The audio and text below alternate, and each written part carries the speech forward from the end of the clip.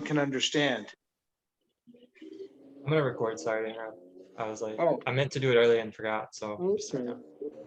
now. Good. Yeah, I appreciate you. So you're starting the recording now. Would you like, before I say what I was going to say, to make an introduction now that you've got a recording? Uh, Because you probably have a okay, recording. yeah, I So what probably I'm should, usually huh? I'm not introducing this Yes, impulse. This yes. impulse Thank happens you, to come through you today. thank you, brother. You're keeping me on track. I appreciate it greatly. Yeah, welcome. Hello, my name is Brandon Arashaka, speaker of oneness, and this is the movement of oneness. And this is our first talk of oneness. We were supposed to have an event today, but it got rained out by a storm that hit the south 1,000 miles away, came up here to rain on us as well, reminding us that we're all one.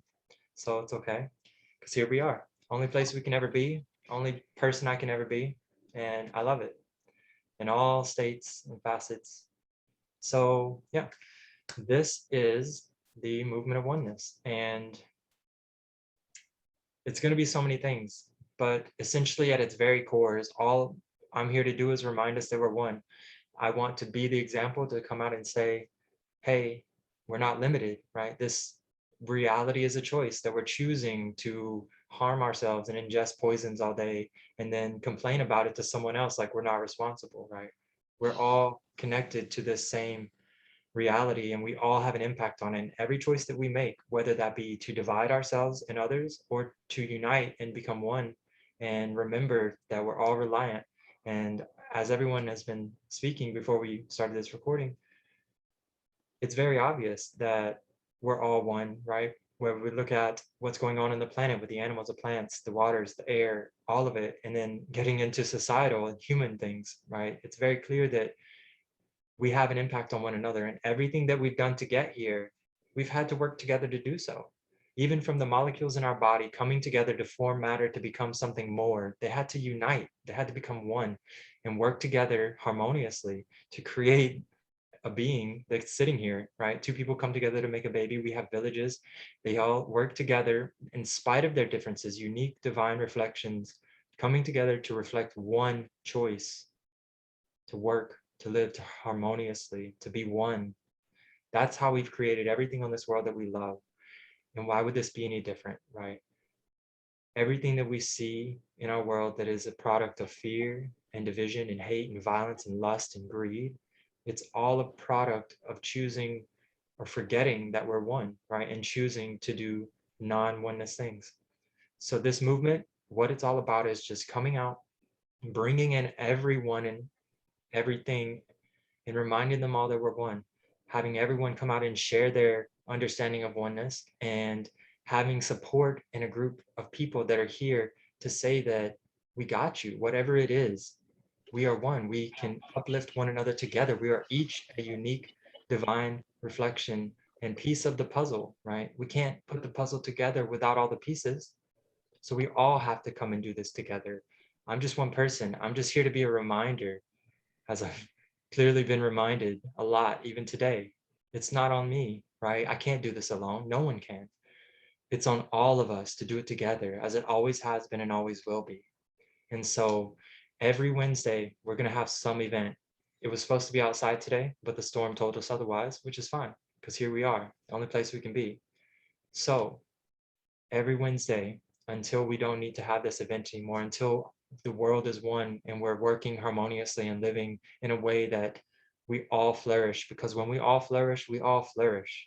It's really that simple. There's no trick in there, right?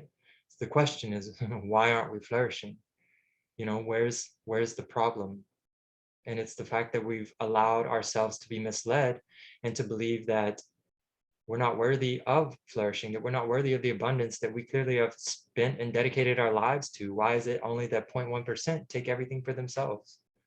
That's not oneness. That's not what I signed up for, right? I don't think anyone else signed up for that. Maybe the ones at the top. But why do they get to decide what happens to us? What happens to our planet? What happens for our children, our grandchildren, and everyone else? Why do they get to decide? Are we not worthy? Are we not capable? I think we are. And I know a lot of other people agree.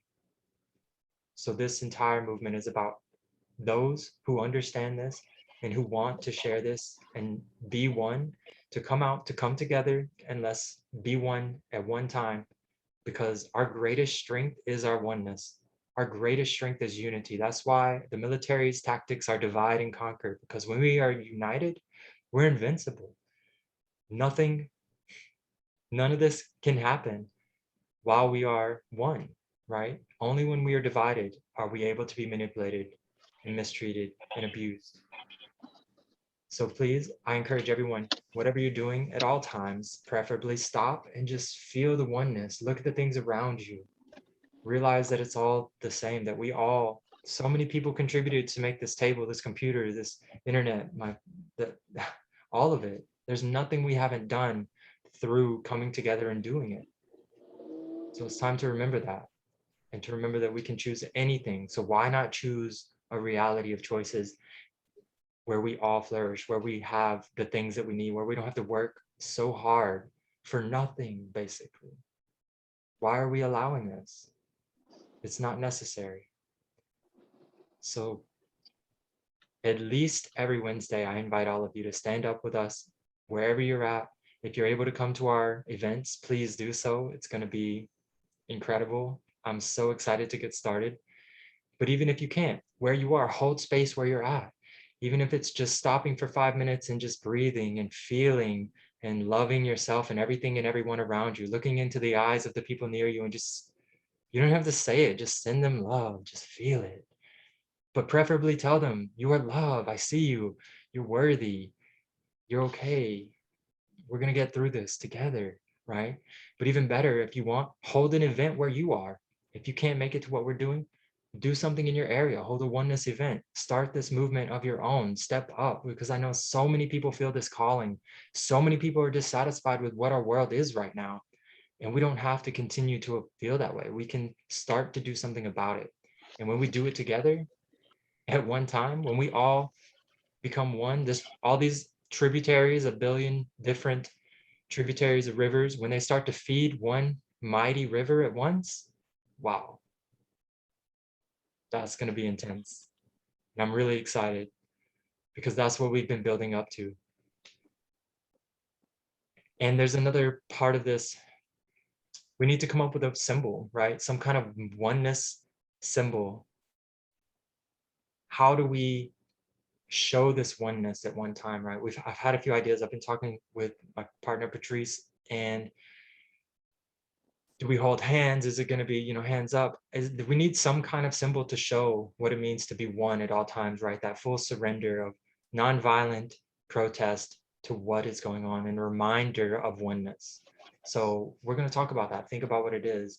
We haven't decided yet. And, it can be anything, whatever that means in your, maybe it's just praying hands. I don't know. But we're going to figure out something, a symbol that reminds the world that we are one and we are not alone and we are in this together. Because we are, whether we want to believe it or not. And we always have been, and we always will be. And there's 8 billion of us on this planet. So why would we want to do this alone? None of us need to carry this alone. None of us need to shoulder this burden alone. Besides, it's way more fun when we do it together. And then we can take some shortcuts. We don't need to learn all our own mistakes when we can learn from the mistakes of others, because that's what we're here to do, right? As long as we're open to give and receive. At all times, to be a master and a student at all times, to love and be loved at all times. So thank you all. I love you all immensely, and I'm so grateful and honored to be here, to be speaking with you, to be myself, to be able to speak as I am, to share my heart and soul, and to be received by so many beautiful people. Thank you so much, because this is what we came to do. This is who we are. And the best is yet to come. Thank you. I had an idea when you were talking about a symbol. Yeah. I was thinking that I don't know what it would look like per se, but you said there were 8 billion of us, and I was thinking there should be some animals in it, because if there's people in it, because and also maybe there's not 8 billion of us, if you count the animals. And obviously that's not possible because it gets microscopic and that's silly. But if we've lost half the biomass in the last 40 years, if you think of numbers and you think of 8 billion of us and you think of the numbers of them, the numbers are actually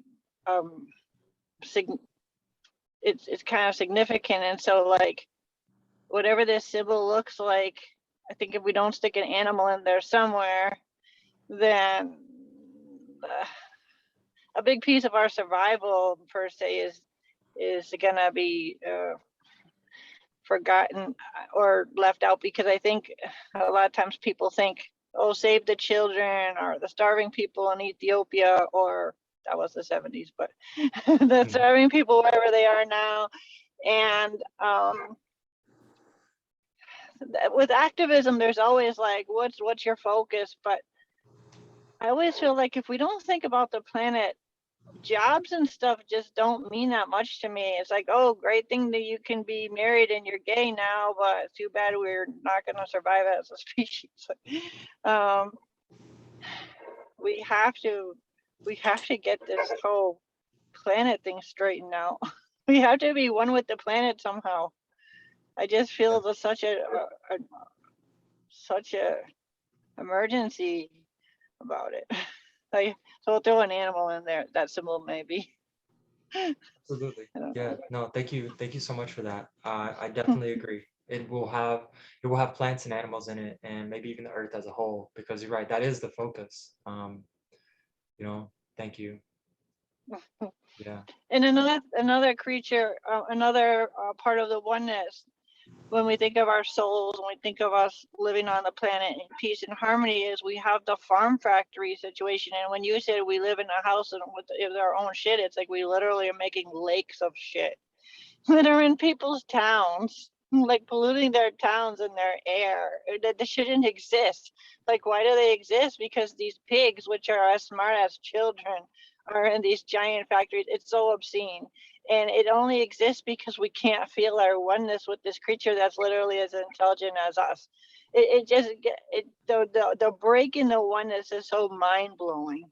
And another thing that I suffer with is when I live in my town and I just see so many homeless people, and in my mind I've named them the throwaway people. I don't know if anyone's ever said that, but that's what I have in my mind. And I just say to myself, like, we cannot be okay as a society as long as we think that it's okay to have throwaway people who are just like, oh, those guys that do whatever they do while I'm busy doing my important things.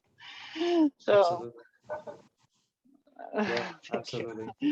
That's another good point. Is one of the Wednesday events, or several probably, not probably, definitely, because this is definitely going to take years, I think, to really get it fully realized. And some of them are going to be going to these homeless and these super low income, high poverty areas and bringing the movement there to remind them that we're one, bringing food, water, healing, knowledge, all these modalities of things to them, and saying, like, we see you, we are one with you, and we got you. We have not forgotten who you are. We have not given up on you, right? Because that's a very big, important part of this, is including everyone, the plants, the animals, the earth, the water, the air, all of it. So thank you. Yeah, thank you for that reminder. It's absolutely a part of this movement and is vital in success, right? Otherwise, we're just picking and choosing again. We yeah. have to include it all. Thank you, sister. Thank you. I also had an idea I'd like to share really quick. So I just like this little drawing. It's like the sun, and like I had like a thing like we are one under the sun, and I feel like the sun is so fundamental for all life because it gives us all life. It's what connects us all, and I feel like the government is definitely trying to block the sun because there's a lot of solar flares from the sun that's helping to awaken us. So that's just like an idea that I thought of. So maybe you can in it. Yeah, thank you. And even today, the storm rained out the event that was supposed to take place and all of that. So yeah, the sun is very, very, very important in this as well. It's where all of our codes come from, our activations. Like so many people have been hiding from the sun over the last year, especially telling us to stay inside and all of that. Like, yeah, that's definitely has to be part of it. We have to include the absorption from the sun. Mhm. Thank you. Thank you, sister. Mm.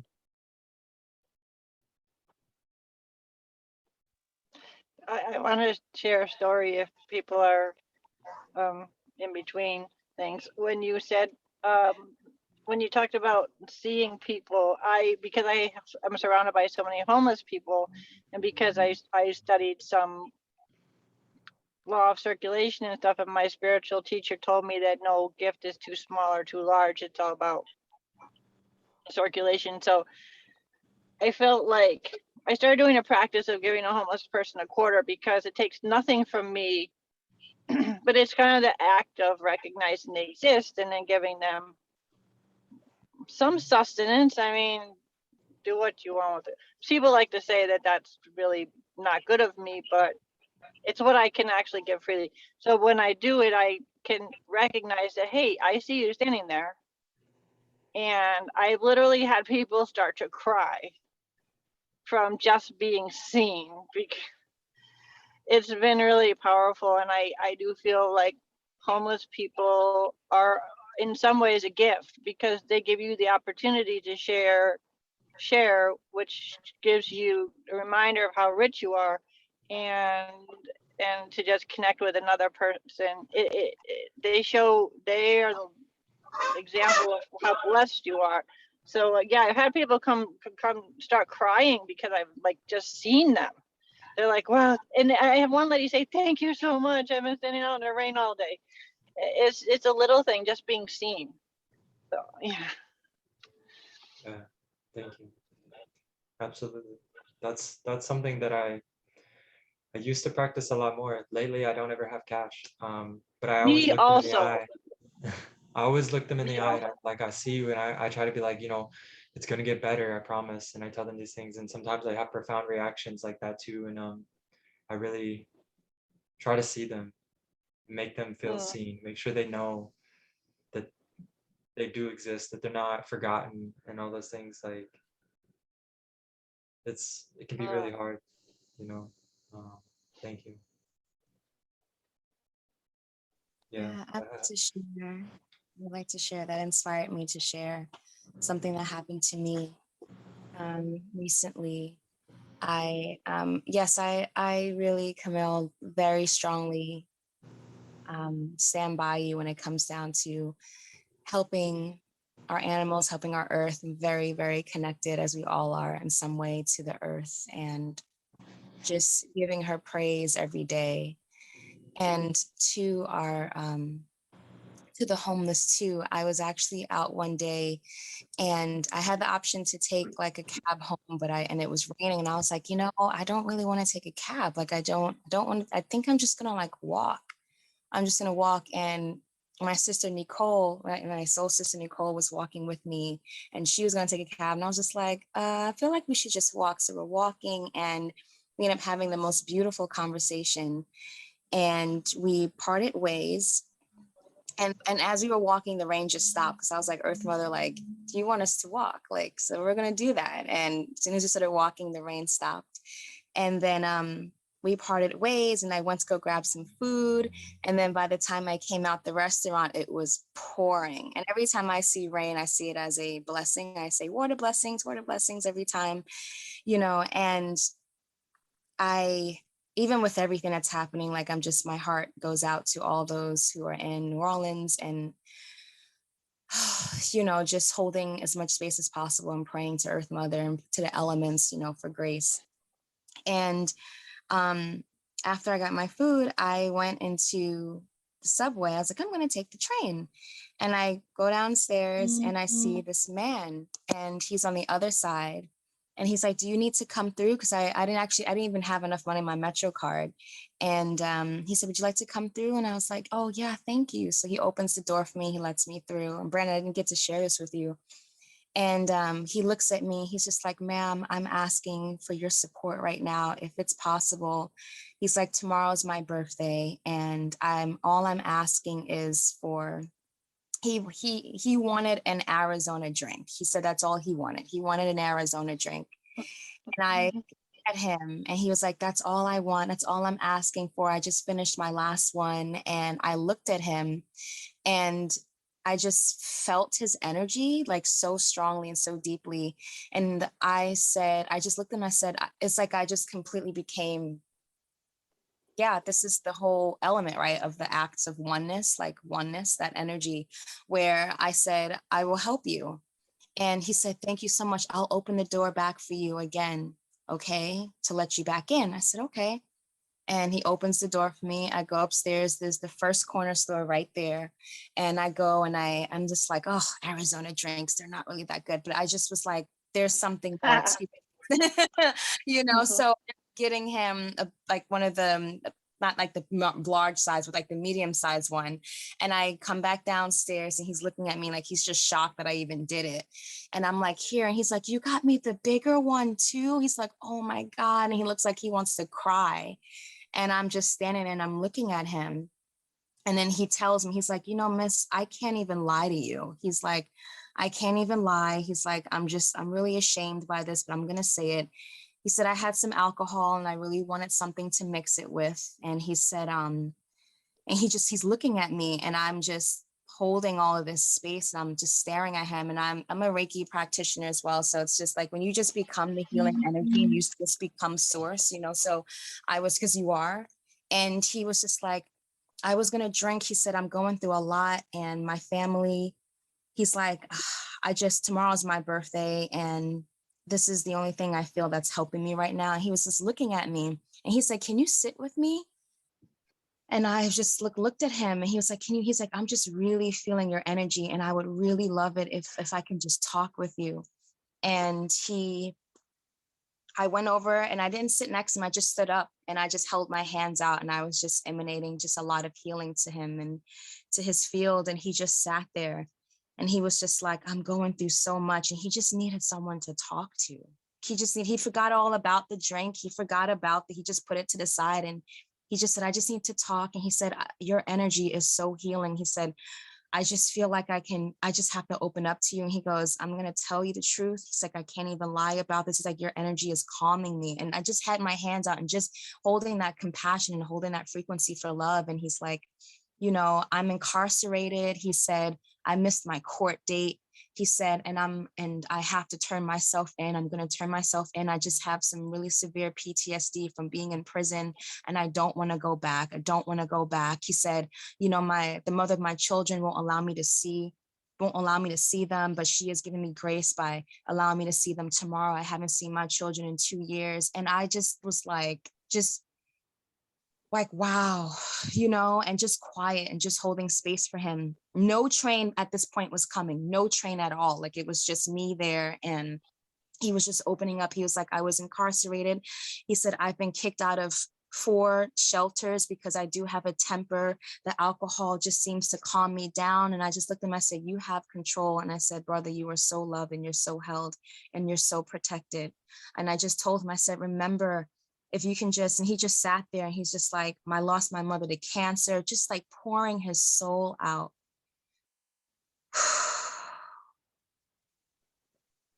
And he's like, my daughter hasn't even recovered from the passing of my mother. And I just feel so lost. And if you can just tell me what I need to do, what do I do? And he's like, I'm going to turn myself in. And when I do, I'll be there for 6 months. I'll be there for 6 months and I'll be out.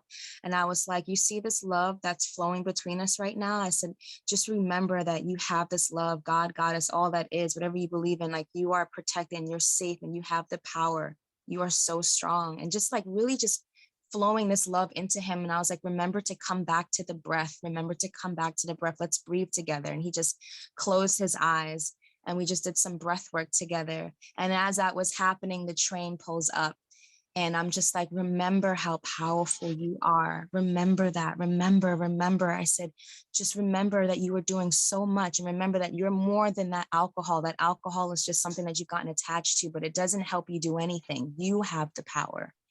And he just looked at me. He said, ma'am, I don't want you to miss your train. I don't want you to miss your train. I don't want you to miss your train. And I took his hand. I held his hand, and I was just like, you got this, and I will be with you. And literally, he's like, ma'am, thank you so much. Please catch your train. And I, like, the doors were about to close. And it's like, as soon as I walked, the doors just opened back up for me, and I got on the train. And that right there for me is an act of just oneness, of like holding space for people and for the homeless. Like they need that. We all do in some way, shape, or form. And so I just really felt called to share that.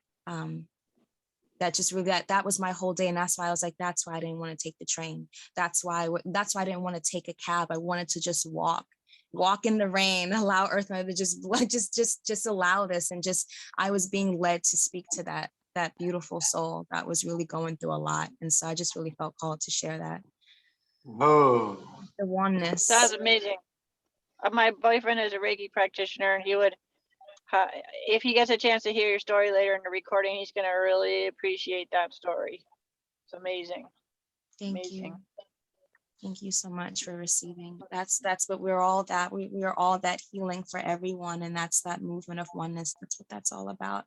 And that made my entire day. That man, even on the train, just sitting there, just kept imagining him immersed in all of this golden light, just surrounding him, calling in my star team, my guides, just like, please just surround, calling in his guides, like surround him, just love him, please. I kept him in my mind the whole day. But that's what this is all about, you know. So thank you so much for receiving. I know it was long, but I really felt called to share and inspired to do so. Thank you. Thank you. Amazing. Patrice, you want to take a moment? We'll all just maybe take a moment in silence so you can feel that, because I felt you could use a little bit of silence with what you just created and shared. Thank you.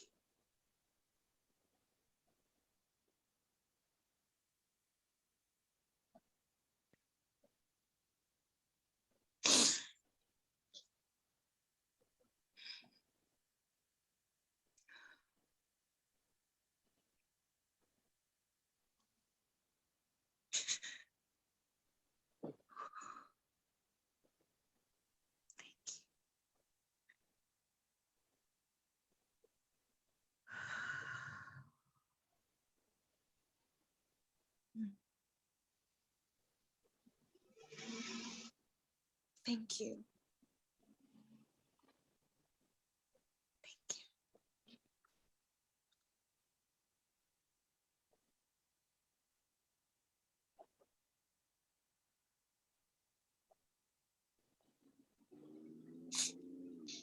So grateful to be here.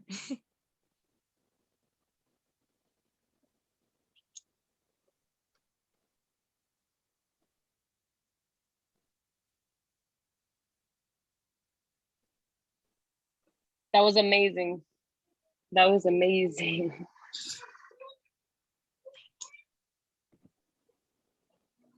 Thank you. This here is healing in itself, right here, being all together. It's so healing.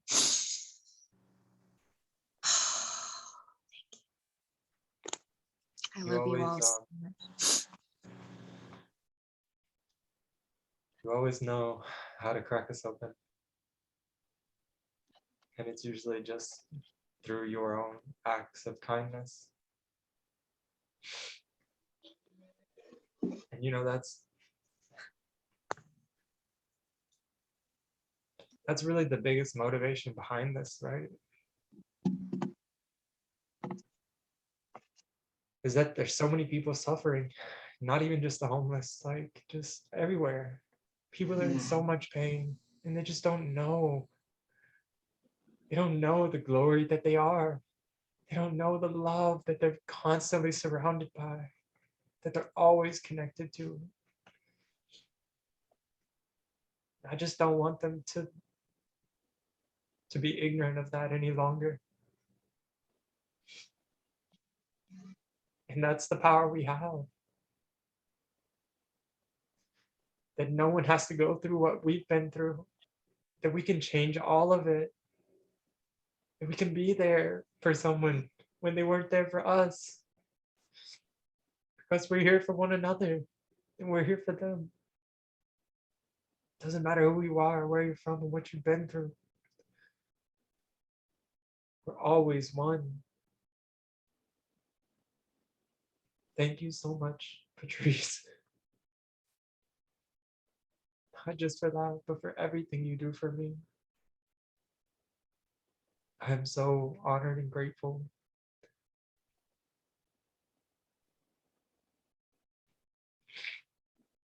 I love you. I love you. I love you. This is what you created here. We're all doing it and you're doing it, and gathering us here together is powerful beyond words. It's just so, this is it. This is doing the work. It's not even work. It's just the service. It's service. I love you. Thank you for Thank being you. there for me.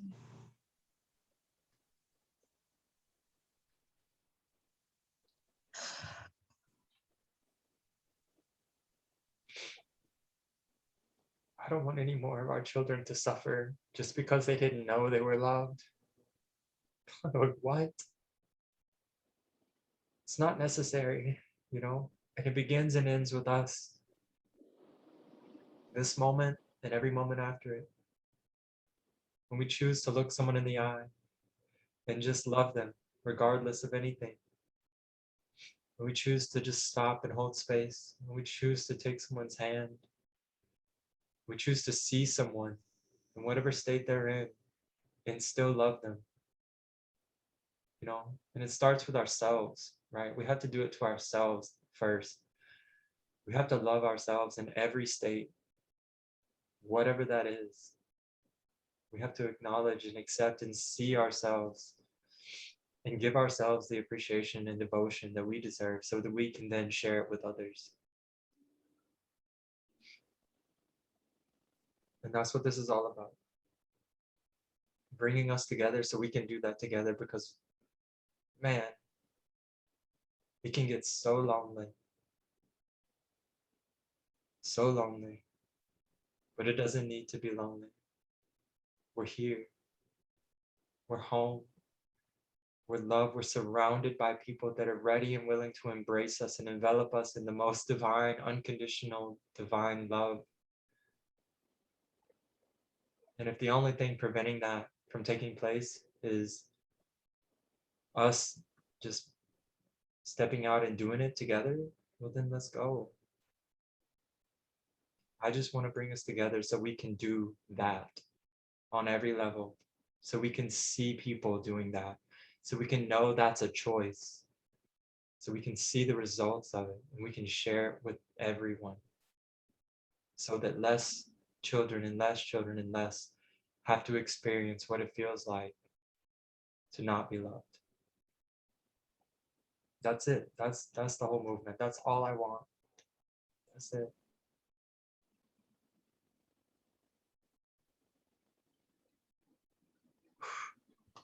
And so it is.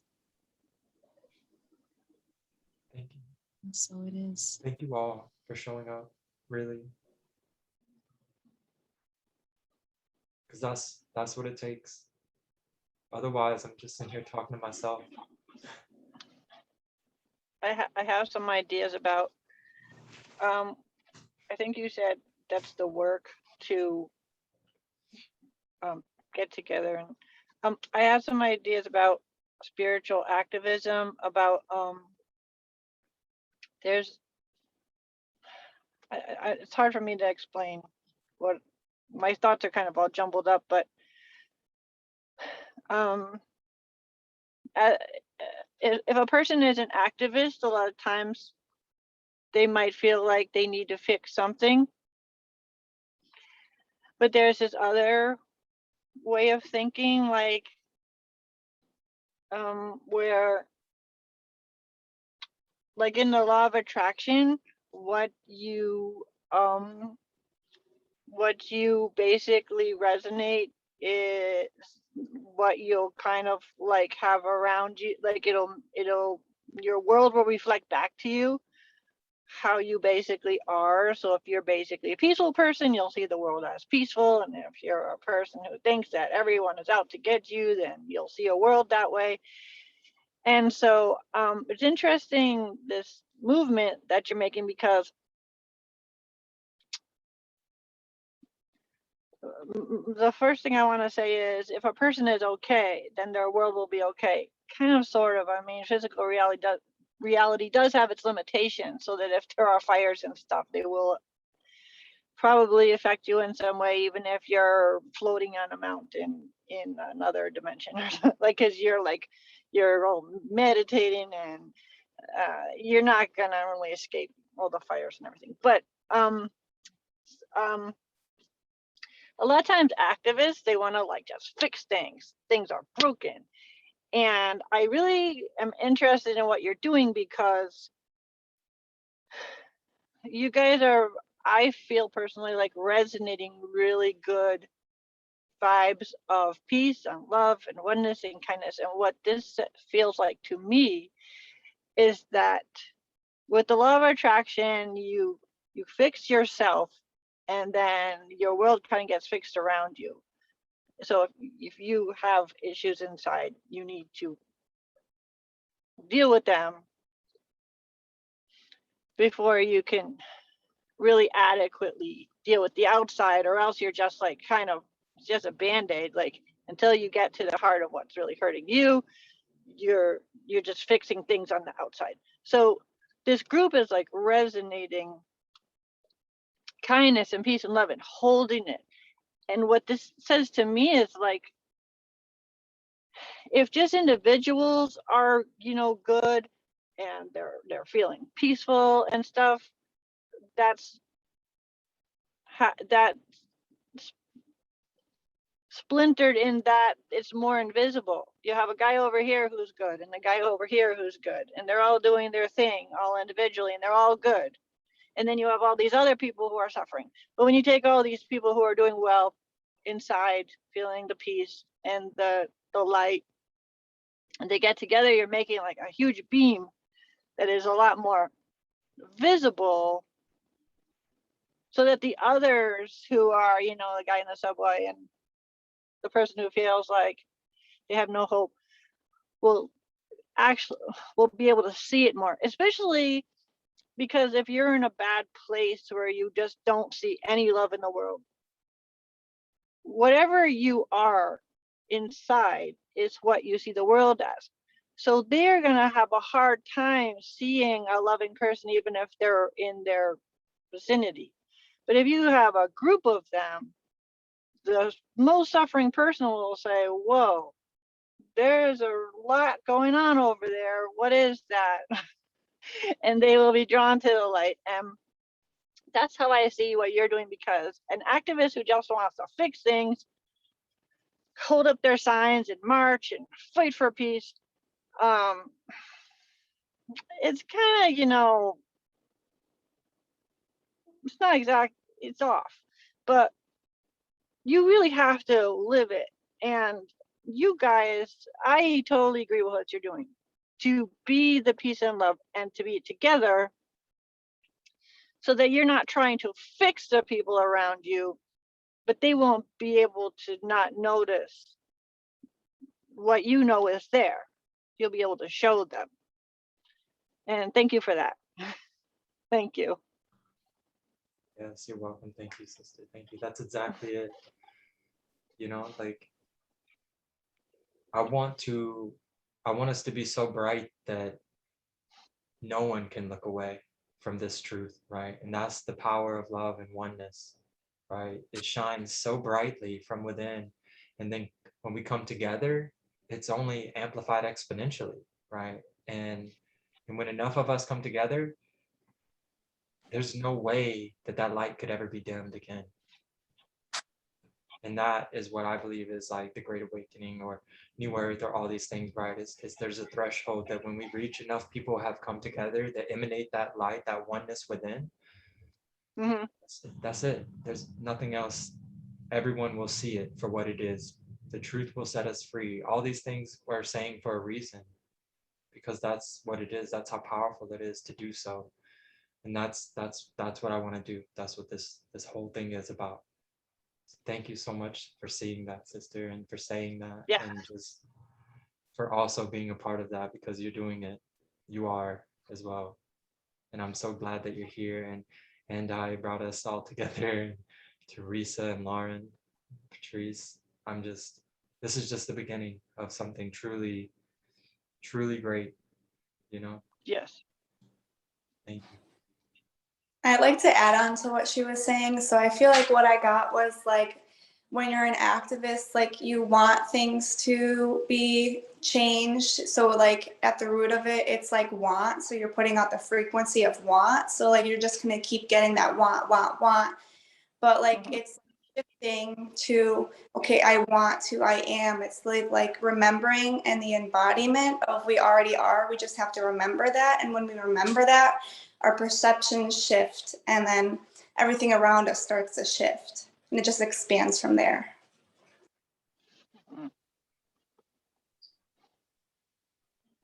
Yeah, absolutely. I agree. It's like you're going from that separation perspective where I want change to be, and then be like, no, I am the change.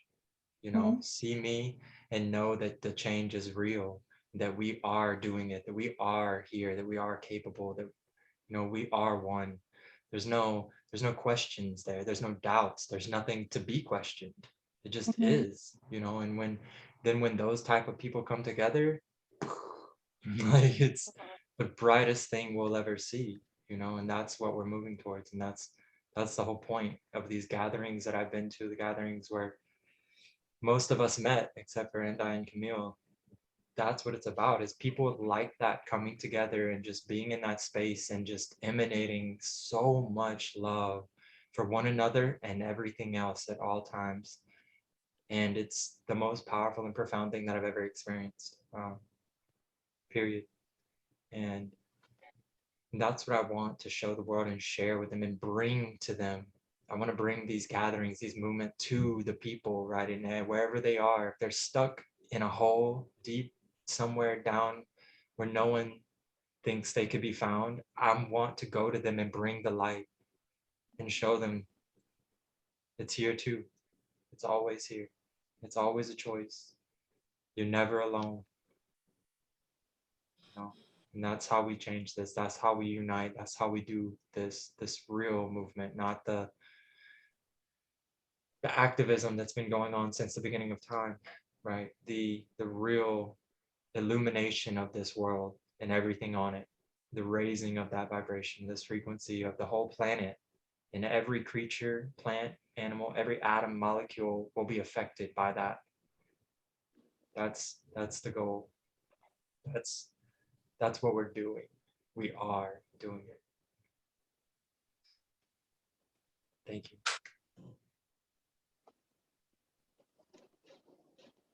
Ooh.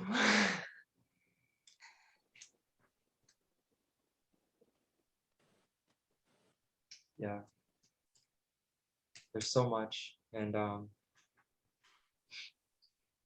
there's so many people that are already doing this too. I've met so many people even in just the last 3 months. 3 months was the first time I met people like myself, people that love people they don't know. We'll just call it that, right? People that just have this full embodiment of love for just everyone and everything without needing to know you personally. Like, I love you. I don't need to know you to love you, right? And even I didn't really know what that was until the last 6 months, really, when I started to work on it with myself and just realized like that it's possible. And the way to get there is by releasing all the doubts and the fears and the traumas that I've been avoiding and stuffing down, right? I had to let them out, look the pain in the eye and own it and feel it all. Otherwise, you can't feel the love, right? It's either on or off. There's no gray area. You either feel everything or you feel nothing. And those of us that try to tiptoe the line and things, we usually find that it doesn't work. We get lost in all the traumas. We get lost in all the distractions. We end up, going forward and backwards and forward and backwards, and we never really make a lot of progress. It wasn't until I really just stopped and I just fully accepted everything that I'm feeling. And my daughter helped me a lot with that. She's 3.5 now, but she forced me to feel again, because for most of my life, I didn't feel anything. I had learned to shut my emotions off to avoid the pain of feeling. And then I joined the military, the Marines, and they've exacerbated that a lot. You know, they were like, we love people that don't feel things. Like, come on in, welcome home. And so that was a lot. But when I had my daughter, I realized that I couldn't be a good father. I couldn't love her properly. I couldn't connect to her deeply because I wasn't feeling that love, because I was afraid of all the other things, right? And so I started cracking that open, and slowly and surely releasing all of that pain and fear of feeling. And it's led me to here, where when I met Patrice and Lauren at an event that I found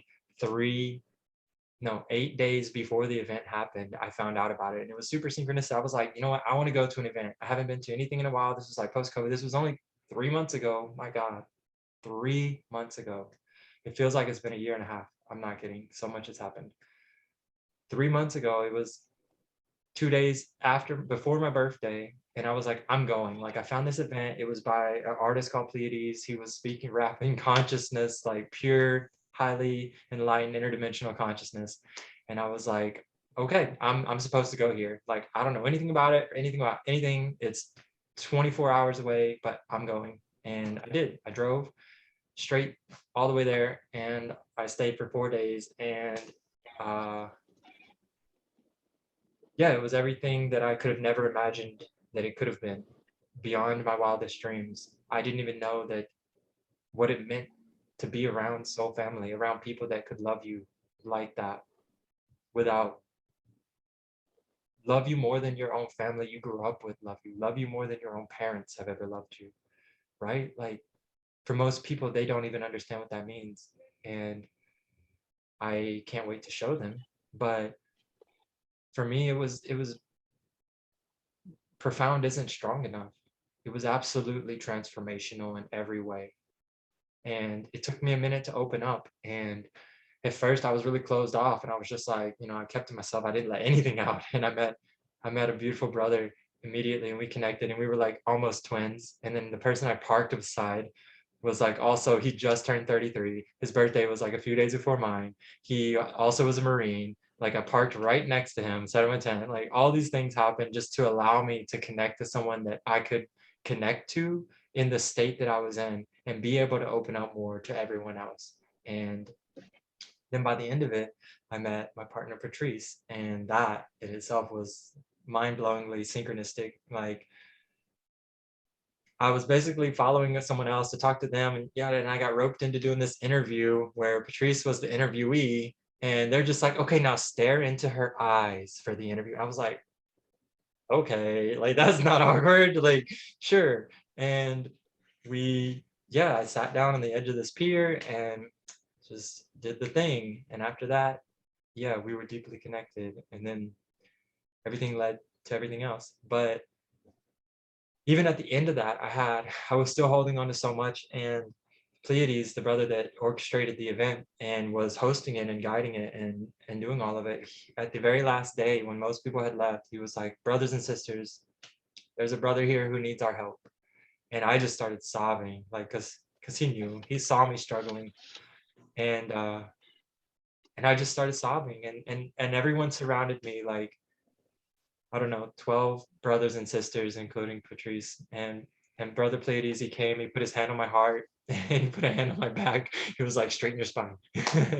And I just released. I released so much. I released so much self-worth, so much shame, so much guilt of just the things that I've been and the things that I've been told that I am, and all this stuff that I realized I was carrying for so long that was not me, and all the things that I've judged myself for and been judged for, and all of it. I just released all of it. And that at the time was the most powerful and profound experience of my entire life, all in a 20-minute session where I chose to release, and even afterwards, he's like, a lot of people wouldn't do that. They would close up. They would only do a little. They would fully give in and release.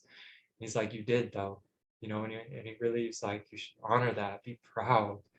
And I felt like a hot mess. I'm like what? I'm a slobbering, like crying, ridiculous mess.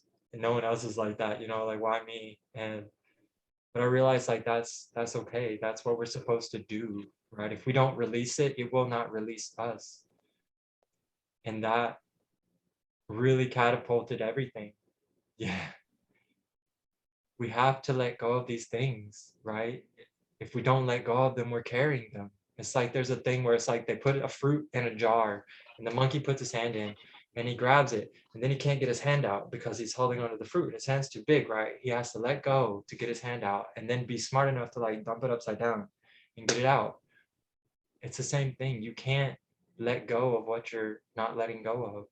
There's another good one where it's like this it's like a brain rock climbing and he's carrying all these things on its back and it's like about to fall and he's like, just let go of all this stuff you're carrying.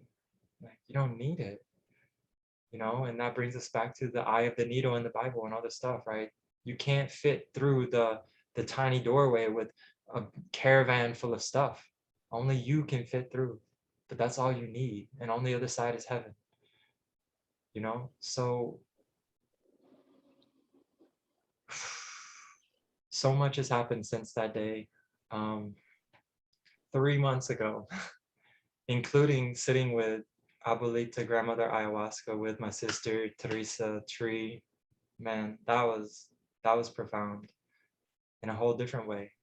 And the message there was like, love yourself more, rest more, do the things that your soul is asking you to do, whatever that may be. That's what loving yourself is, right? When we don't listen to our needs and our wants and our desires and we simply ignore them, or we say no, we can't do that, we're not worthy of that, whatever it is, right? Or no, we're going to be judged, we're going to upset someone, any of those things. When we do that, we're telling ourselves we don't love ourselves, that we're not worthy of feeling what we want, we're not worthy of receiving.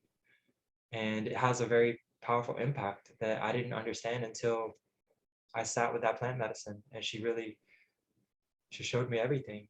And I know for Tree it was a profoundly powerful experience too.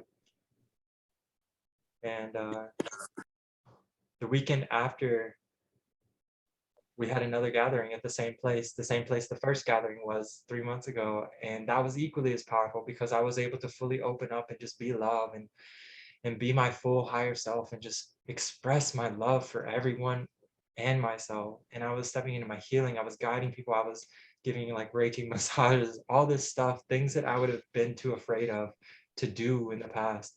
I was able to do completely. I connected to so many people so deeply, like our souls met, you know, and that wasn't something that was possible even a few months ago. And so I just want to share that because it's important to see that we're all capable of this. Like 7 months ago, I was on the verge of moving into the jungle or the woods by myself in a tent and just abandoning everyone and everything. I really thought that my daughter was better off without me. That's how like broken I was. That's how hurt and traumatized I was, right? I don't know if I'd have like broken, because we're never broken. We're just all hurt children, traumatized children, all capable of healing, you know, and releasing. And for me to go through that kind of transformation in that short of time is, I don't have words.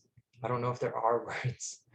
Like, I'm just eternally grateful and proud and honored to be me and to be loved and to be loved by so many beautiful souls.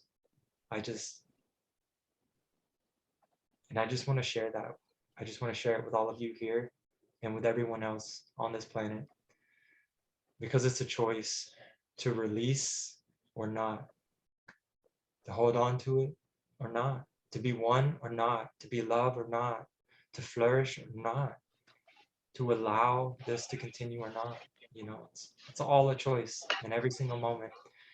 And the past is done. The only time that exists is right now. All I can be is me, and the only place I can be is right here, right now. You know, so why would we be upset by that? Why would that be upsetting? It's the only thing that can be. If it's upsetting, then choose different in the next moment, because that's the power we have. And that's what I'm here to represent, to be, to help remember, and to learn from everyone else in every moment, because it's a two-way street. We can't build a conduit of love without us both giving and receiving at all times. Otherwise, nothing happens. Then it's just me beaming. People have to be ready to willing to see it and feel it and accept it, and then give it back for that conduit, that neural pathway that can heal all things, that can restore all things, right? That's how we do it. So yeah, I don't remember where I was going with that. But thank you so much for listening and for reminding me who I am, and for being there, and for sharing your hearts with me and allowing me to share mine with you, because it takes both of us, it takes all of us, right? None of us can do it alone. This is why we're always one. This is why we understand that without water, we die. Without the air, we die. Without the plants, without the bugs, without the animals, we all die. We're nothing without each other. At the same time, we're each a divine, unique reflection of divinity. But our greatest attribute is our oneness. Thank you. Thank you all so much. I love each of you so much. And everyone else that's not here, I love you. I love you so much. All of you. From the sky to the ground, the birds and the bees, the squirrels and the trees, and everything in between. I love you. And you are loved. Even if you can't feel it. You are. We are. Thank you.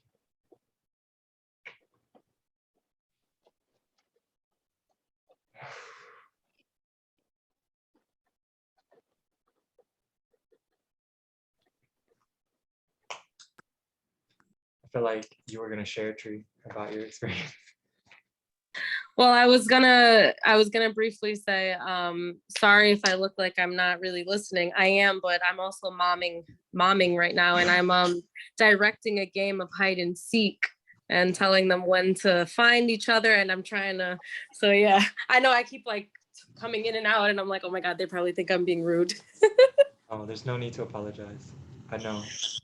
But I was gonna say something that has been happening to me a lot lately that's like kind of upsetting, I guess, and maybe has been happening to you guys too. I feel like I'm like losing all of my friends. Like I feel like I kind of already did, you know, but like I held on to like the couple like really good ones, but it's like all of a sudden like there's all these like disagreements and like all of these, you know what I mean, like everything is wrong all of a sudden. One friend in particular really sucks because she, you know, it seemed like we were on the same page, like we kind of all are, if that makes sense. But it's like we're not really. He checked again and we didn't find him.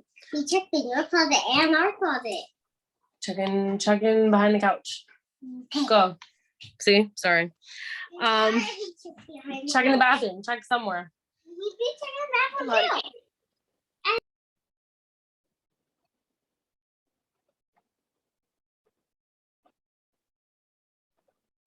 too. It makes me miss my daughter. I'm back. I'm That's back. what I I'm was sorry. thinking. It's I like okay, the Oh my sound of God. They're them. like, what do we do? Okay. I like the sound of them because I miss my grandkids. So I'm really enjoying hearing yours. Okay, kids. good. That makes me feel better, Yeah. actually. Yeah.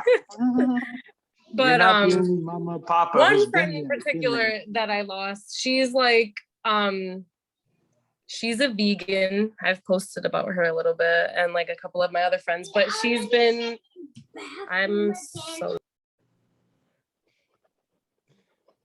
Yes. Adaptability and is the name of the game when parenting comes in. Yeah, it's like we're there. It's like we're being invited into her house and trusted in the presence of the children to be able to be here while they're there. And she's going to hold us all together. It's really beautiful. I haven't had a chance to see my grandkids in like a week.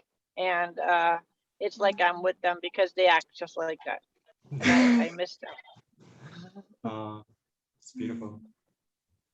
Yeah, So go ahead. I've Enda. heard it said that I heard from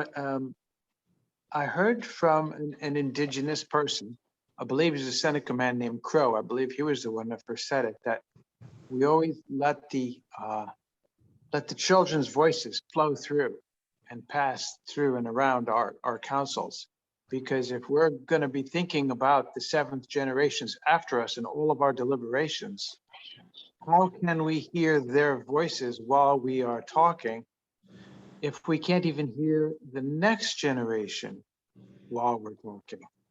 So we want to hear those voices to be reminded of the truth of our context of our being alive, which is, our oneness with all those generations. So certainly the voices of the next generation are welcome in a council of people who are wanting to think in harmony with all the future generations. That's as it should be. And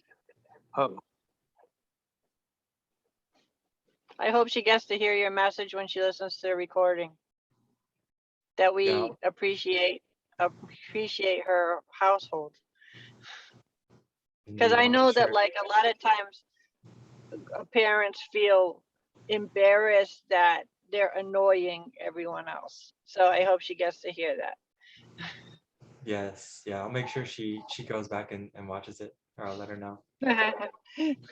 Yeah, thank you both for that. Yeah, it's vital, and that made me think of Patrice is part of something called the water movement, and some of their events they bring children, and that's one of the, like she says, one of her most favorite parts is, just the kids being present, and you hear the giggles and the laughter in the background of everything you're doing, and that's what it's all about, and like you said, how can we do anything and then silence the children? Like what? Like, they need to be present. They are the future of everything. Yeah, no, go ahead. Oh no, I was just saying yes, because Sister Lauren said she just joined the wake. I'm like, yes, congratulations. Oh, on I didn't even see your that. abundance. Wow. So beautiful. Wow. Yeah, I was just you heard, I was just like, wow, that reminds me of the wake when we were all that's my the animals are everything, children, because I had the honor of filming the community at the last retreat in Georgia, in Hiawassee, Georgia. And there's a beautiful shot that I captured, that I documented with the woman who created this. She's known as the water priestess, Jilly.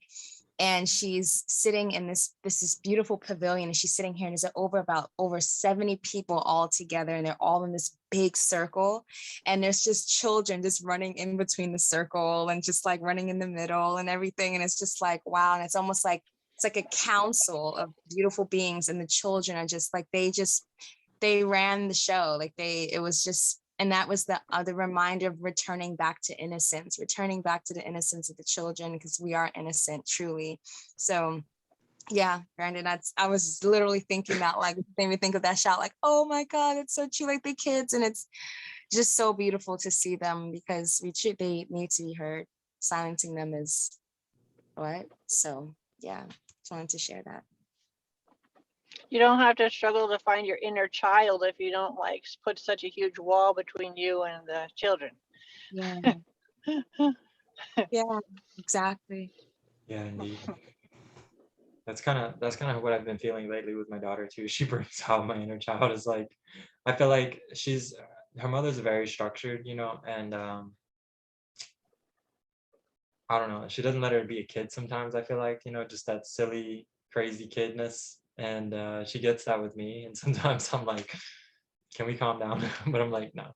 So she really brings that out in me. And we're like, sometimes we'll talk on the phone, she'll call me and we'll just like make faces at one another for like 10 minutes straight. And I'm like, yeah, that's what I'm here for. Let's be silly kids and remember who we are, and show the world that it's okay to be a silly kid, because so many people are so serious. We've forgotten that, even myself, I'm just healing my inner child wounds right now. You know, that abandonment, the fear of betrayal and all that kind of stuff. It's a lot, you know, and it blocks us from being able to tap into that pure, blissful, joyful state of just love, Watching clouds. innocence. Yeah. You know, so it's vital. It's absolutely vital to all of it. You know, if we forget we're children, then what are we? What do we become? You know, I think we've seen, and it's not good. I'm feeling called to share a story of a lesson I learned when I looked at a situation that I saw was recurring when I would drop my kids off when they were 3 and 5 or 4 and 6 or 5 and 7 with their mom. And their mom was and still is a much more organized person than I am, and orderly, and thinking of details ahead of time and planning, and keeping everything like working. And I am playful and wanted to be in the moment and really not worrying about the past or the future when I'm with my kids. I'm just like joyfully, like fully there, and with that child self. And I would notice and judge that whenever I dropped them off, she seemed to be angry and stern-faced and with critical questions and like almost like checking and investigating everything. And even my kids would ask me, why is mommy so upset why is mommy so angry? And I really began to look at that through the light of a training that I got when I was younger called voice dialogue therapy, which now could be seen as a Jungian analysis and shadow work. So I'm bringing up the subject of my shadow. So because you said that, you know, your kid's mom is more orderly and keeping things, Structured. you know, structured. There you go. And I was much more flowing.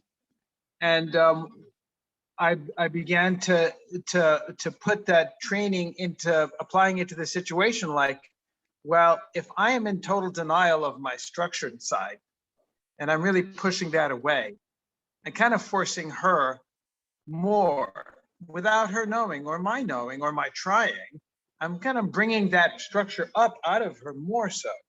If what would happen if I dropped them off in a different mood, if I was in a more structured and organized mood?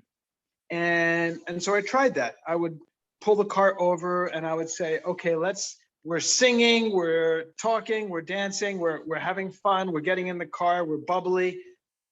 Let's now pull over and let's sit, let's calm down. I would do one thing or another to bring us all, our energy levels down.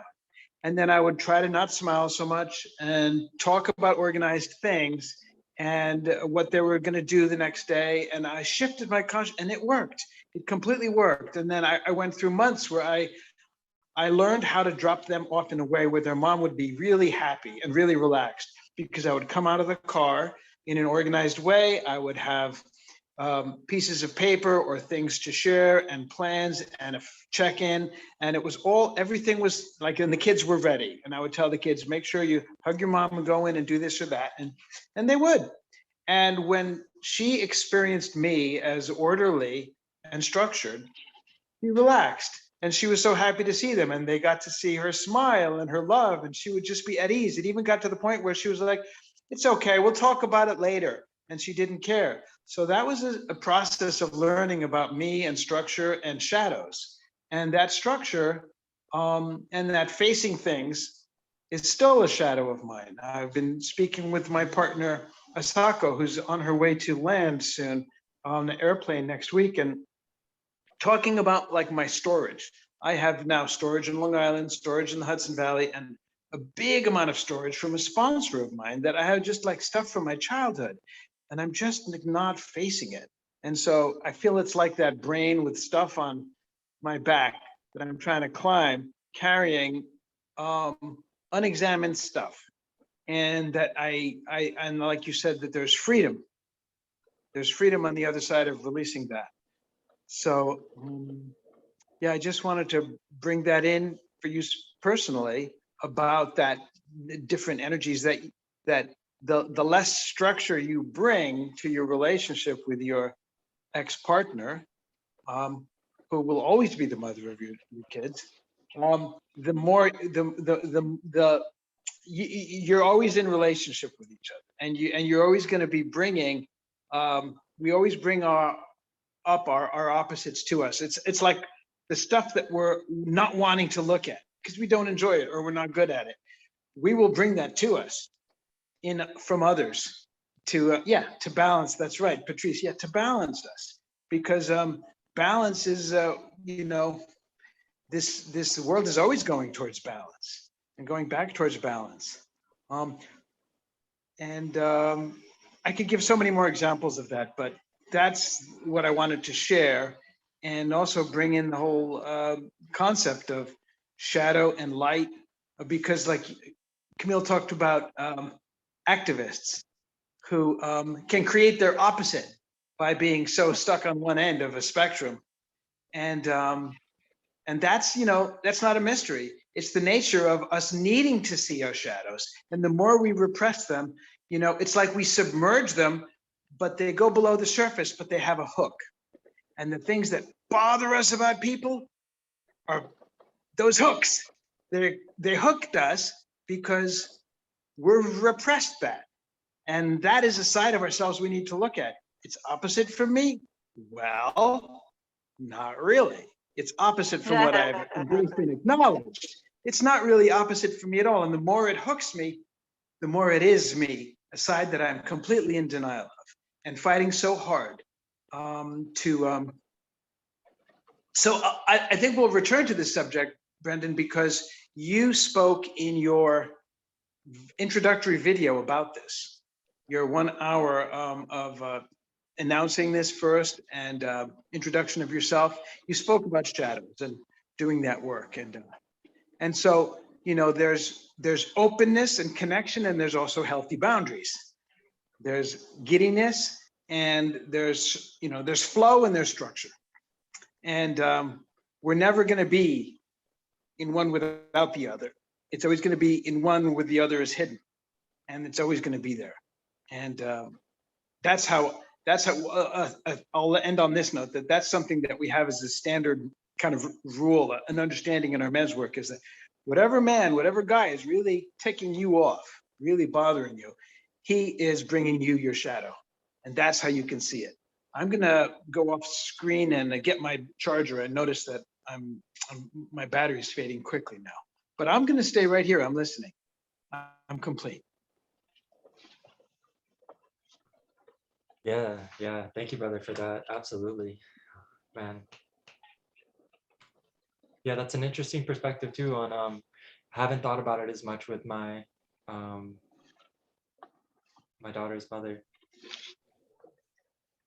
I've definitely noticed, though, as I began to try to make things work better between us before we ended up separating, that when I would put more effort into the things that she desired, like the structure and the organization and the responsibility, that it would definitely shift everything.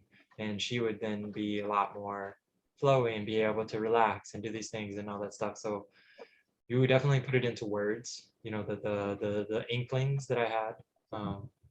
And now we're a lot better. Like now I'm doing a lot of the things and being that sort, kind of like exactly what you said, right?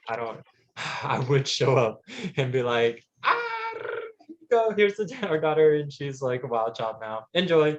And sometimes she would be like, but now it's like, now she's really happy and joyful every time Mina comes back. It's really nice. She's shifted as well. I think maybe we do have that balance. And Patrice, I said the structured flow, that's, I think, is like the full mastery, where you have, to me, it's like you're building a canal, right? A river runs down a structure. It doesn't just like wash over everything, right? It flows through the structure that it's been flowing through, and we can create, you know, different structure. We can build a canal off of it and the water will go that way, right? To me, that's structured flow.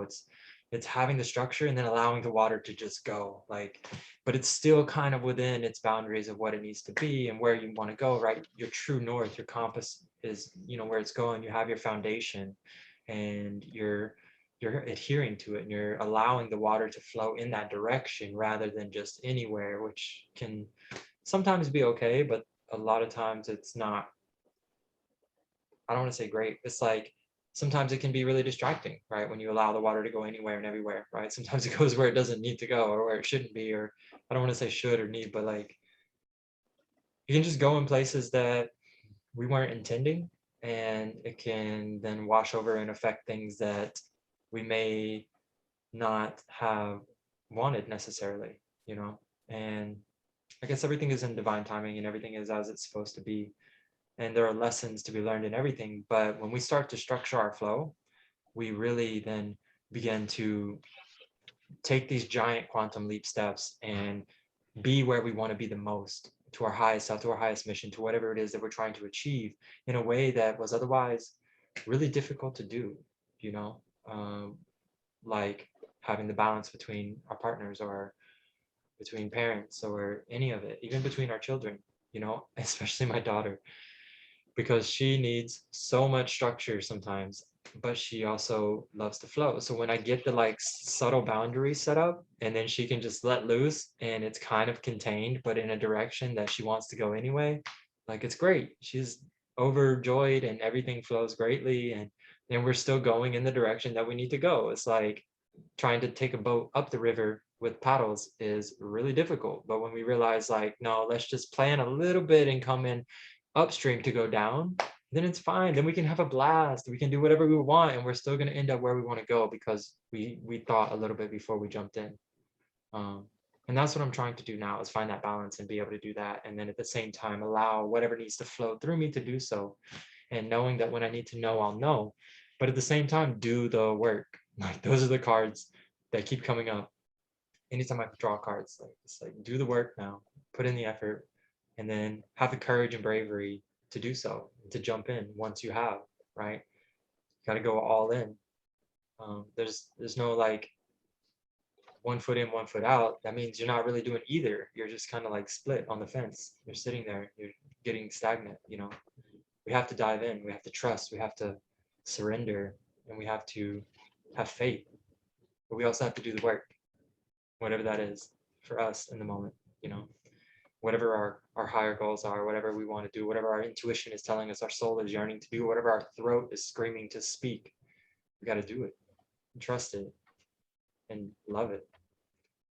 Yeah, it's been a very powerful lesson to learn. Yeah, I know this is, it's 2:51. Wow, we've been on for a minute. Good, almost 2 hours now. Yeah, thank you all. I know if anybody needs to go, I understand. You know, I think you're good though. Everybody's just hanging out. Yeah, this is going to be just the beginning of something that I can't even fully envision, right? Like this is just the first talk about this, getting people together, and it's going to lead to all kinds of things, including up to and not limited to the building of communities and hospitals, new earth hospitals, right, where we have full energy healing, belief healing systems and all this stuff, and holistic understandings, and being able to connect them to every town, village, city in the world, and connecting this whole network of light workers and people that are waking up and that need this support and connection and reminder, right? They're going to be able to tap in wherever they are and create their own anchor in that community that ties into this greater movement of oneness. That's really the bigger goal, is so that we can all be that illuminating light and example, while at the same time giving the resources and knowledge and support to everyone else to do so as well, wherever they are on the planet, regardless of any barriers or limitations perceived, because there are none. There aren't. You know, we're limitless. The only thing that limits us is our belief system, and that's easily rectified. You know, simply seeing the truth can do that in itself, you know, much less when we start interacting and doing these things and talking about it and going into the shadow and working on the things that are limiting us, right? Those where the hooks catch, that's the stuff we need to look at. It's like, yikes. You know, there's like, if you have a problem with someone, it's a problem within yourself, right? If someone has a problem with you, then it's their problem. It's not you. You're just being, you know, they're the ones that are upset by it. And therefore it's within them. Their lack of peace is disturbed because there's something there that is disturbing it. And that's kind of a hard lesson to learn too. But that's why we're here, to share it with one another, to help each other. We're here to walk each other home, right? To guide each other, to uplift each other, to nourish one another so that we can all flourish together. You know, so I'm really, really excited. It's definitely a lot, and I'm definitely overwhelmed at times, and that's okay. It's okay to not be okay, right? That's one of the biggest lies that we've been told too, is that we have to always be like love and light, rainbows and butterflies. Like, no, rainbows only come out after it rains, you know? Like a butterfly only comes after a caterpillar dies in the cocoon, is metamorphosized, right? And we seem to forget that sometimes. It's like, you can't have one without the other. So he's saying the balance is necessary, yin and yang, right? For a tree to reach the heavens, the roots must go to hell, as above, so below. It's like a pendulum. You can't get to the top of the other side, which is either love and light, if you don't pull it all the way back on the other side. It's cause and effect, you know? You gotta pull it all the way back to go to the other side, meaning you gotta look whatever it is in the eyes, you gotta own it, you gotta feel it, you gotta love it. Because if you don't love all of yourself, then do you love yourself? You know? Or do you just love parts of yourself? About the butterfly and the caterpillar. Not only does the caterpillar have to die, the butterfly has to go through a painful struggle. Painful, you know, like childbirth, painful. Not Yeah. painful, like It's difficult. but painful, yeah, difficult, a struggle. I read that if you help the butterfly get out of the cocoon, maybe by removing it so delicately, surgically removing the cocoon, if the butterfly doesn't have the struggle, the butterfly will actually die. The butterfly actually physically needs that struggle to whatever it's doing to it. I don't know physically, but it's part of becoming a butterfly. So it's like, it's not only death is involved, but even struggle for the experience of being free to fly. Like it had to. And I think that I found in my life that most of the enlightenment that I've gotten is because of the worst despair or struggles, that I wouldn't have learned what I've learned without being in a position to see that contrast. So definitely there's value in the struggles and the contrast, the things that don't look on paper good, but they're part of the whole. We can't enjoy the good without, you can't see light if you've never experienced darkness. Yeah, basically, I always think of it like fish don't know that there's air if they've never actually jumped out of the water. They just think they're in a neutral space, but they're not. They're in water. If we jump in water, we're like, wow, it's wet here. But they just think it's neutral. They don't know they're experiencing anything unless they actually are removed from the water. So like we have to have these things are important. They're important for our joy. They're important for like our growth. These other sides. We Yeah. should be Absolutely. celebrating these other sides, like they're Absolutely. valuable. They are. Exactly. It's like, I like to say that like all our the path to heaven is paved with everything you've ever avoided feeling that's painful. Like it's literally the currency that you're going to cash in at the gate to buy the mansions or whatever, like whatever you want on the other side, right? All the pain you felt is currency that we are cashing in on to receive nothing but blessings, right? You Wow. can't have one without the other. You really have to appreciate all of it, because like you said, without the struggle, the butterfly wouldn't be strong enough to fly. It would just fall out and die.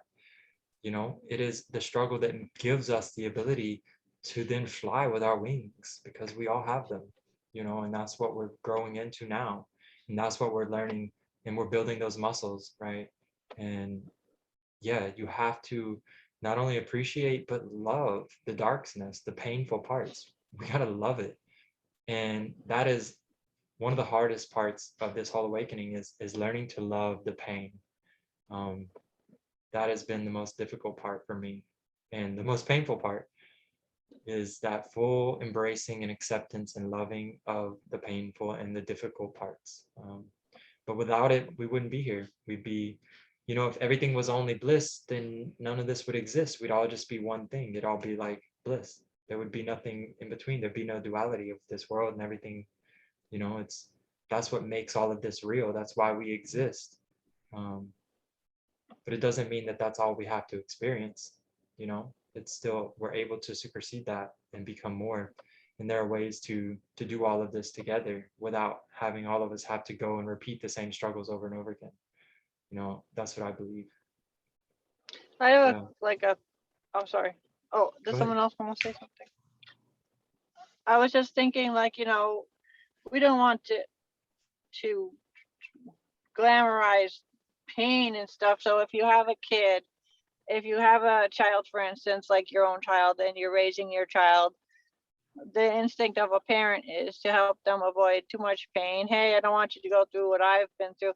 And I was thinking maybe the answer to that is to just know that when there is something that might potentially be painful, to not be afraid to go through it. Not to say, hey, pain is so great. You don't have to avoid it. Here, make more of it. Because if you say that's a good thing, then I mean it's not real. Nobody is like, hey, give me more pain. But maybe the answer is that when you're raising a kid, to just have the courage and the faith to know that when things get maybe sticky and not comfortable, to be like, hey, it'll be okay. I guess that's the answer to that. Yeah. Maybe. There's I don't know. a song I sing to my daughter, and it's it basically says like, the best I can do is teach you how to love without fear, right? And there's another one I like. It's blessed to feel the stress and be certain I'll survive. It's the same expression, and understanding that it's there's another one. Pain is inevitable, but suffering is optional, right? And we're gonna feel the pain, right? But it's like you said, it's about teaching us how to endure it, how to alchemize it, right? How to use that pain in a way that isn't going to crush us and cause trauma. So yeah, it's about really being able to see it, not glamorize it, but be able to see it with open eyes and not be afraid of it, see it for what it is, and utilize it for our highest good.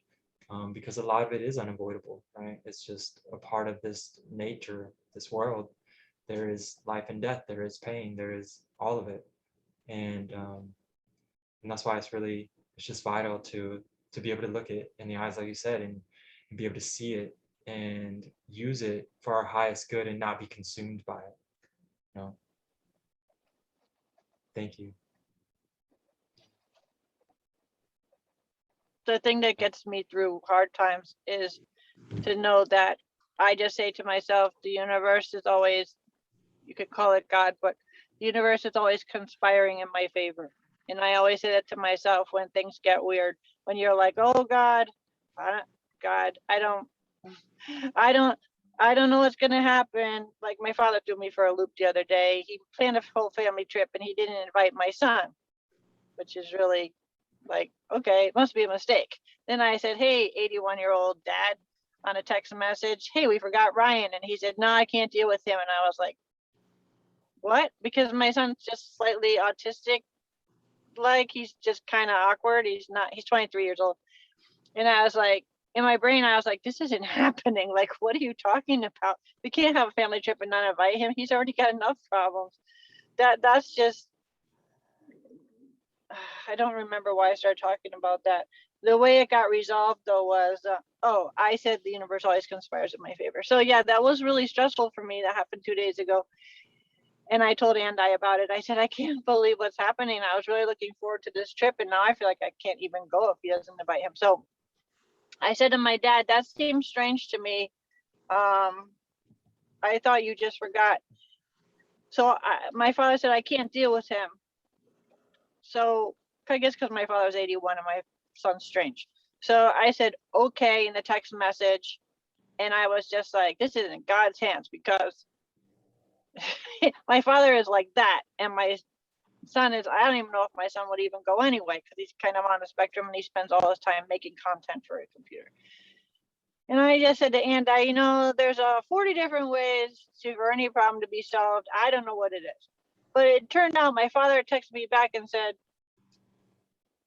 I had an idea. Maybe he can stay with his sister and his cousin, because the rooms are really expensive. And I realized there was more that I didn't even know, that he was stressing about the money for the weekend that he was putting up. And then he texted me again and said, he said, I actually forgot about him, because I hadn't seen him in over a year. And me and mom feel really bad. And I was like, whoa, this is like an apology. And I didn't even ask for one. And it all turned around just because, like Patrice said, holding space. I was just kind of like, this is in God's hands, because the 81-year-old thinks what he thinks. And I'm just like, and it turned around. And I had just told Andy an hour earlier, I don't know what the answer is. It made me feel sick, because I was like, my son doesn't need this. And it turned around because I just have this faith that the universe conspires in your favor. So it's higher. It's more than you. It's more than you can as a human, and you're just maneuvering on this planet from here to there. You're going about your day. Crazy things happen, like your father not inviting, because he actually said a text message before the resolve one that said we could just cancel the trip. And I didn't know he was feeling stressed about the money. And I was like, no, we don't need to do that. And I was thinking he would rather cancel a family trip that we haven't had since 2014 rather than invite my son. What's happening? This makes no sense. And it was just beyond, it was bigger than me. It was very crushing to me too. And it resolved itself because I just was like, okay, universe, God, I let my father feel heard, and it turned around. This is how life is. Life is just bizarre, and miracles can happen every day. And the universe conspires in your favor, but you kind of have to be open to it. If you expect the worst, like I said, it'll mirror back to you, and you can have the worst happen to you over and over. And I think that's how we're the light. Like the guy in the subway, he was probably always expecting the worst. I'm just going to get drunk rather than face another of these days. And then he met Patrice, and she changed his whole day around. He saw that something besides terribleness could exist in a space. So we can show people this. I had to learn it through a spiritual center. They taught me so much. There's a long education process to knowing that it can be okay. The animals, like the butterflies, seem to know it instinctively, but we have a lot of other ideas as humans. Things have to be so, whatever. I think we overthink it. Oh my goodness. Yes, come on. I really want to share that too. When you were flowing, I had a dear brother share with me. It's like the sun is the sun, right? What makes the sun the sun? It always beams its light because that's just what it is. There's nothing you can stop whatever, but it's that's its essence of being. It's like a flower that blooms. It just knows how to bloom, right? You can do everything you can, but that's its nature. That's its organic state of being. And it's like, wow, the animals and the plants got it. It's just like, oh, well, you know, with us, it's been so much programming and things like that, but it's that reminder of just being that embodiment. I had a dear brother, Chris, tell me that because he says like, we're all the sacred sons. And I love what Lauren said about having the logo somehow include the sun, because it's true. It's the reflection of us. I feel like we are all our own very powerful sacred sons, just beaming light. But it's true, like a plant that blooms, you can cut it, it's like, and it just comes right back and blossoms and sprouts even more. And it's just its organic state, just like the sun. So, and everything else you were saying, it just completely resonates. Yeah, just like that. Thank you for sharing. Thank you. Yeah, I agree. So this reminds me of a couple of wonderful teachers that I came across called Connie Baxter Marlowe and Andrew Cameron Bailey. And they wrote a book called The Trust Frequency. The trust frequency is very much about this subject. It's also about, well, he's a physicist, so it's a book about indigenous cosmology, which has been her life study, and quantum physics, which is a part of his, and he is also very connected to the Hottentots, the Bushmen, in South Africa where he grew up, and she too understood, you know, the quantum physics was so relevant to this. Also, the mystics of all peoples and all cultures understood what indigenous people understand, which quantum physics is now proving in modern scientific language. And they put it all together. They also defined consciousness, which has really been not well defined in the whole consciousness movement. There isn't actually an agreed upon understanding of what consciousness even is. And they described that the way that reality functions, like we have a lot of levels. We have our conscious thought. We have our assumptions that are not so conscious. We have the attitudes that we share. We might share some very inclusive words with a very exclusive attitude, or the other way around. And then we have all these different levels of consciousness, only one of which is aware. And well, then there's awareness, like how much are you perceiving that's happening around you, and how much are you not seeing? How much are you not aware of that's going on inside of you while you're talking, and how much are you aware of?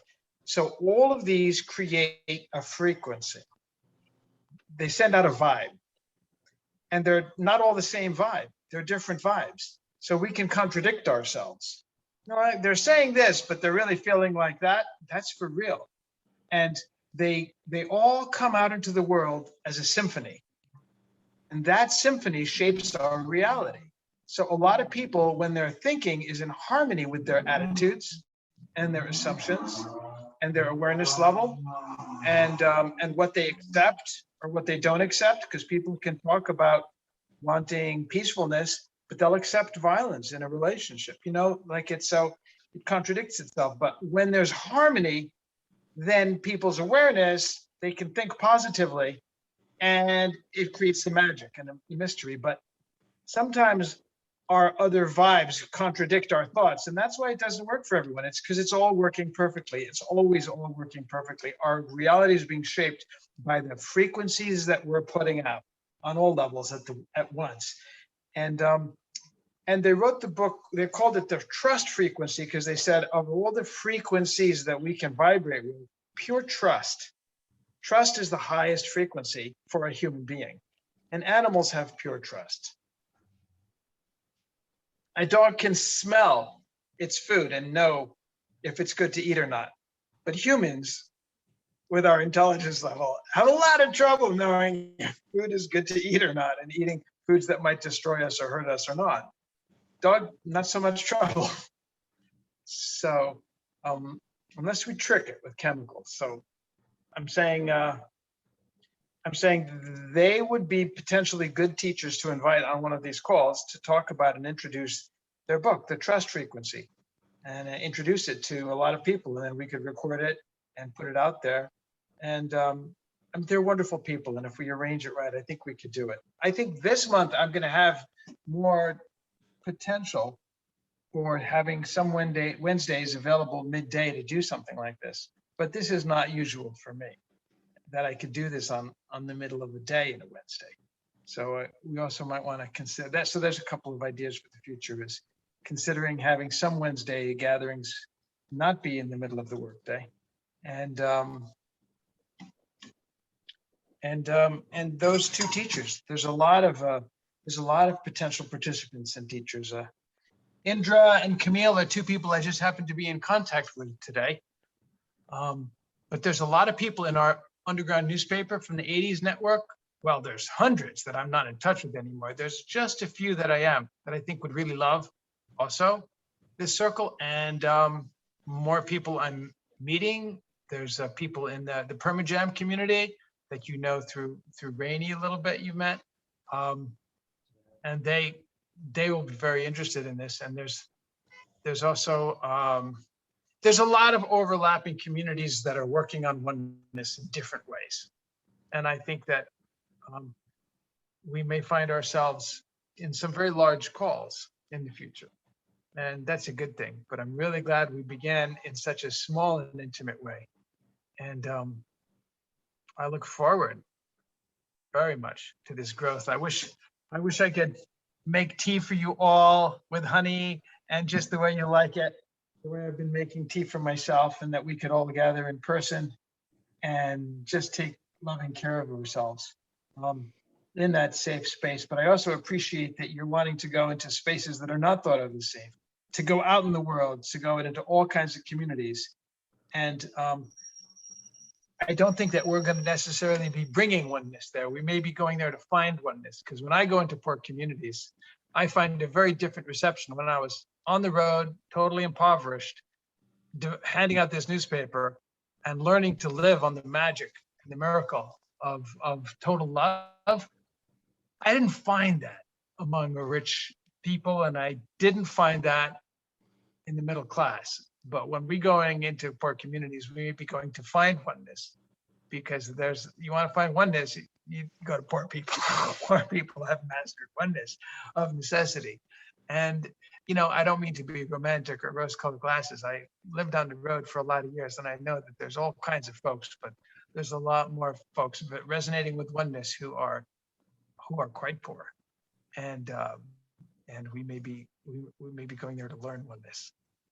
As much or more than bringing it. And anyway, it's not like about bringing it or receiving it, because it's about being it. It's about vibrating it, and vibrating it with integrity within ourselves. And that's felt. And it's recognized by others, everybody has that channel. And, I really appreciate this call and this invitation to consider this. And I really appreciate it, because it makes me feel not alone doing it. And I also think we can start this newspaper back up again. Very much inspired by the people that meet each other through this networking. And then we get together and create our collages together. Because that's one of the things we did in New World Rising newspapers.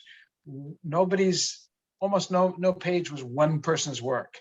It's like, if you want to do art and it's only yours, that's great. But this is a collaborative newspaper. So when you put out something, we're going to add to it. And then we're going to add to it. And then it's going to be a collective work and without attachment. And we create something. And then when people receive that art, they realize this is oneness. This is cooperation on every page, because it's in the nature of how the work is created. I love y'all. Good to be Thank you. feeling at I home. love you, and I I'm so glad you could stay. Yes, thank you so much. I don't have words for how much I feel for you, brother. Like, all of this, everything you say, all of it. I'm gonna get the book. It's gonna be here on Friday. I'm gonna read it. I'm very excited about that. I'm very excited to meet them. I'm very excited for all of it, everything that you say. And I really see that this is the seed for so much that is going to grow and just blossom. And yeah, it's about finding oneness in everyone else too, being it and then finding it, that two-way street at all times. I'm just really humble and grateful to be here and to know all of you, and thank you for showing up and sharing everything. And yeah, I'm very honored by your presence. Thank you. Well, thank you for signing up and creating your own program of study to get a master's in oneness, because that's what you're going to end up with in about 2 years, if not 2 months. It'll feel like you got it, but in 2 years, you'll have it even more. You keep at this, you will be a master of oneness. Thank you. And I say that to myself. I'm looking at myself and I say that to every one of you. You have mastery of oneness ahead of you. If we just keep going, keep trusting. And Receive. appreciate your vulnerability, Ara. Thank you so much. So receive. Yeah, let's see. I guess with that,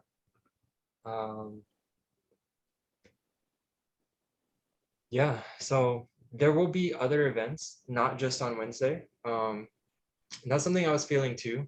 Maybe Wednesdays will be something specific, and then we'll have other things going on, because it's going to be a whole thing. Like I'm not limited to one day. Like Patrice even said before, she's like, we should be doing this every day. You know, I'm like, yeah, you're right.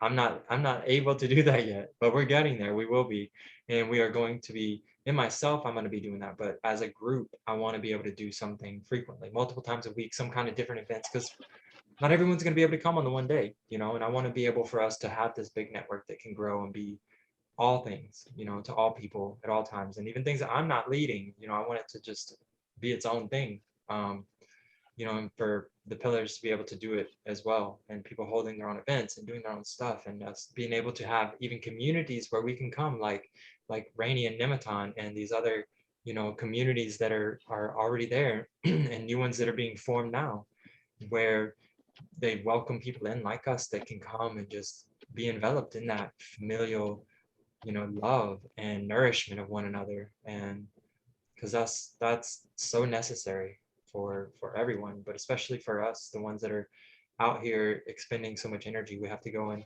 be replenished as well, you know. So there's going to be a lot happening. I would love to have more calls and talks with these. Well, I can't wait to read the book and talk about it with you, brother, and really get into that, and even, you know, share it with the authors and be able to speak to them and all of it. I'm really honored and humble and grateful for all of it that I know is coming, and all that I don't know. For both of it, I'm devoted and dedicated to this, and I'm just really honored. I'm honored by all of you, and I'm honored by Source, God, for me, and I'm honored by myself for stepping in and doing it and creating this, and being brave enough, even though I'm terrified, to be seen, to do this, to share my heart in such a way, even when it's been cut so many times, you know. That's what it takes, and that's what it's all about. And in doing so, we then find we have everything we need to be everything we want to be. And then we start seeing it reflected in others around us. And that's global social change in a nutshell, you know. And so there's one more thing before we go. Yeah, the next event is going to be, for everyone that's going to tune in and watch this recording, 12:47 Wednesday, Washington Square Park, assuming we don't have a hurricane on top of us again. Nah, we won't. It's going to be good. And we're going to be there, and we're going to have an organic ceremony, kind of like this talk, but we're going to just show up. We're going to have some kind of opening ceremony, a prayer, calling in, a grounding, rooting in the energy and the love that we are in the oneness. And then I'm going to just give a speech, a little bit about what it is and what we're doing and why we're here. And then we're going to go out and we're just going to share it with the people and show them what it means to be love, and show them how we're all one and how much love they are, and receive it back and learn from them, and just interact with people. Remember what it means to be one community, one family, and show them that there is a group of people here that are ready and willing to be that example, and that they can all be that too. And please come and join us. And just that's what it's all about. And that's what I'm so excited, is for us to do that too. And I'm so grateful for this introduction to all of that, and that this was such an intimate, small gathering. At first, I thought it was like, oh my gosh, it's gonna be crazy. I don't know what's gonna happen. And then the storm came, and it like calmed everything down. There's another song I sing to my daughter every night. It's wow, I have to like sing it to remember. The world has a way of calming us down with the rain. I can't even think of the words right now, but essentially that's what it says. And it's funny because like I sing it every night, but I can't just like start in the middle of the song. I have to like sing parts of it. Well, that's September 8th on Wednesday. Yes, thank you for the Wednesday, structure. for our purposes. And maybe you want to sing it from the beginning. And maybe that'd be a good way to close us out. It could be. It could be. And I'm gonna ask also if everyone could share their email, and I'm gonna get a webpage and a Telegram and some things set up so that we can come together and communicate more easily in a direct way. I don't know exactly where I'm gonna share that yet. It's gonna be on my Facebook and on the Instagram, Speaker of Oneness. And I will put that in there and get us linked up. But for now, if you wanted to put in your chat what your email is, I'm not going to send you a bunch of stuff or anything like that. It'll just be for us to send you the link to the Instagram where we can come in and communicate more freely on there. Not Instagram, the Telegram, which is like a chat app and messenger device. And Do the I'm also going to have a recordings place. record the chats as well? I'm sorry? Do the recordings record the chats, and therefore our email would go anywhere the recording goes? Ooh, it's a good question. I'm not sure. Maybe after when I hit stop, we'll put that in there when I stop recording. Unless you want to send it to the world, you can put it in there now. Or I can But just send phone numbers and emails to you, and especially for the phone number so you can build a Telegram. yeah, that works as well. And so for anyone that's watching this after the fact, if you want, go to the Speaker of Oneness and you can send me a message there and ask to be put in. I don't know, I'm gonna figure out the logistics, and we're gonna have a Telegram where we can all be in there, and anyone that wants to come in and be a part of the movement can come in and just be a part of the movement and introduce yourself and be, around, connected to these same people that are ready and willing to do this, to be and to support one another. And I'm also going to have a web page started up soon in the next week, hopefully before the next thing. I say hopefully, I'm going to do it. I have so much happening, but I'm going to get it done, even if it's very simple in the beginning. But it's going to have that, and it's going to have a way for us to connect there and to sign up, basically to get our information, and then I'll be able to integrate that into the Telegram and get us all connected, and also a way to donate to the movement and to be able to start hopefully gaining a way to make abundance off of this, so I can really focus on this fully as a job, as a whole mission, and be able to do this full time. It's like without worrying about the need to make money and all the things and have abundance, because it is a struggle sometimes, especially here in New York. And I'm going to be here for a while, at least until my daughter and my ex-wife move to the mountains, where I hope to hopefully have a community set up in the next 6 months or a year. But that's a different talk. So yeah, all of that, look for that. Just for now, Instagram, Speaker of Oneness. You can find me there. Facebook, Ara Shaka. Yeah, I'll put that. It'll be, just go to the Instagram for now. We're going to make it work. Keep it simple. And yeah, thank you everyone. Thank you all so much.